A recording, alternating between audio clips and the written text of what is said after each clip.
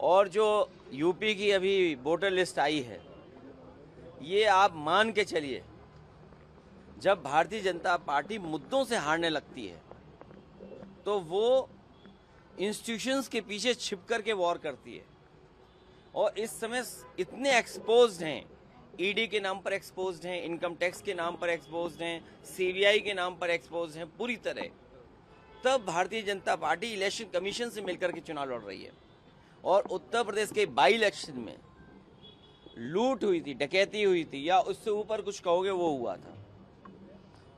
और अभी जो हो रहा है, मैंने एक एग्जाम्पल दिया हुआ कि नंदलाल निषाद, उसका फर्जी दस्तखत करा करके समाजवादी पार्टी के वोट कटवाए।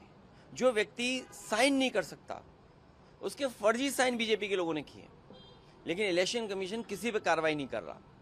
जब कार्रवाई नहीं कर रहा तो आप समझ लो सरकार के साथ है वो लोग। 27 कैसे लड़ेंगे? 27 जैसे अभी हराया फिर हराएंगे उन्हें। अभी भी उनको जो समाजवादियों ने हराया, अभी भी आकलन नहीं कर पा रहे हैं, अभी भी नहीं समझ पा रहे हैं। तभी पीडीए की वो डेफिनेशन अलग अलग निकालते हैं। मैंने पहले भी कहा कि जहां बीजेपी है वहां पीड़ा है, और जहां पीड़ा है वहां पीडीए है। और पीडीए सामाजिक न्याय का राज लाने के लिए काम करता रहेगा। बंगाल का मैं आपको अभी से रिजल्ट बता दूं। अभी जो बम्पर वोट पड़े हैं, जो अभी आसाम में और जगह वोट पड़े हैं, वहां पर बीजेपी बुरी तरीके से हार रही है।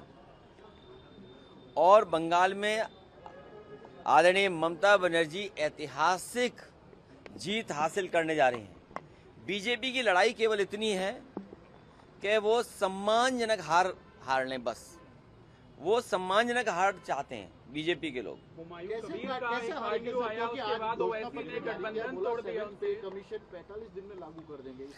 अच्छा, हालांकि यहाँ बुलवाओगे, यहीं बोल दूं, भाजपा से ज्यादा झूठ अच्छा कोई नहीं बोल सकता।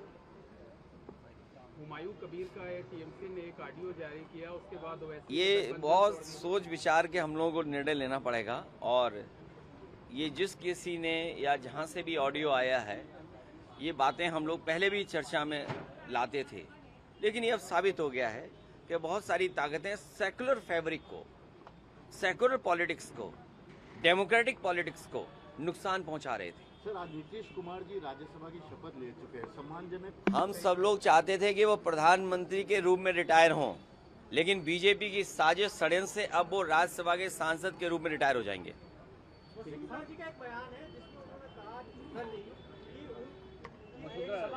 किनका? हाँ,